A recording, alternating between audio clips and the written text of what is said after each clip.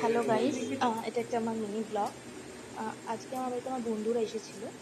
তো বন্ধু বলতে আমার খুব একটা বেশি বন্ধু নেই, 2-4 জন বন্ধু আছে। তো এরা হচ্ছে তনু বিক্রম, আগেও আমার ভিডিওতে দেখেছো। তো আমরা রান্না করছিলাম আমি আর তনু মিলে। তো ঠ্যাং ঠ্যাং এখানে সবসময় উপরে থাকে কেন? সবাই ছিল, মা বাবা, আর এটা হচ্ছে আমার মোটা ভাই। আমি তনুকে দিয়ে ময়দাটা মাখিয়ে নিচ্ছিলাম, নিয়ে আমরা ইয়ার্কি ঠাট্টা করতে করতে সবাই মিলে কাজ করছিলাম। দেন আমার বাবা বললো যে এগুলোকে ডাব কাটি, তোরা সবাই মিলে ডাব কাটবে। আমাদের গাছে গাছ আছে, গাছের ডাব কাটা হয়েছিল, পাড়া হয়েছিল, সেটাই আমরা সবাই মিলে ডাবের জলটা কেটে আমার বাবা দিল। দেন আমরা সবাই খেলাম। ডাবের জলটা ভালো মিষ্টি ছিল, ওদের জনকে আগে দিয়েছি, তারপর আমরা খেলাম।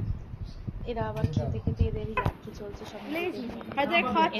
বাংলা ভিডিও খাচ্ছে দুজন মিলে, অ্যাক্ট করছে যেটা বাংলা, ঠিক আছে। এরপর বিক্রমের মুখটা দেখবো খাওয়ার পরের রিয়েকশনটা। এটা জাস্ট কিন্তু ইচ্ছা করেই করেছে, ঠিক আছে?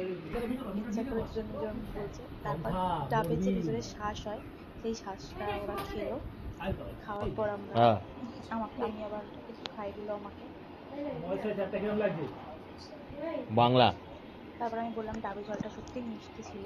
বাংলাও খাচ্ছে আবার চাটও করে খাচ্ছে, আমরা কি হাসি না ঠাট্টা ডাব। মজা করে আমরা কাটালাম।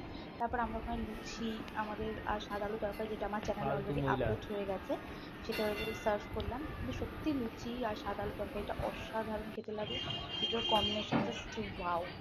তো আজকের জন্য এইটুকু, আবার পরে দেখা হবে। Tata, by.